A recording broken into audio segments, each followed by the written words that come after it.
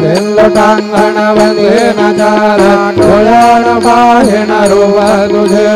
प्रेमे अलिङ्गेन आनन्दे बोधिन भवे वारिदमणे नाम त्वमेव माता च पिता त्वमेव त्वमेव बन्धु च सखा त्वमेव त्वमेव विद्या द्रविणं त्वमेव त्वमेव सर्वं मम देवदेव कायेन वाचा मनसेन्द्रियैर्वा बुद्ध्यात्मना वा प्रकृते स्वभावात् करोमि यद्यत् सकलं परस्मै नारायणाय समर्पयामि अच्युतं केशवं राम नारायण कृष्णदामोदरं वासुदेवं हरे श्रीधरं माधवं गोपिकावल्लभं जानकीनायकं रामचन्द्रं भजे हरे राम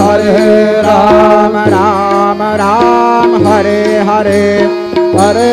कृष्ण कृष्ण कृष्ण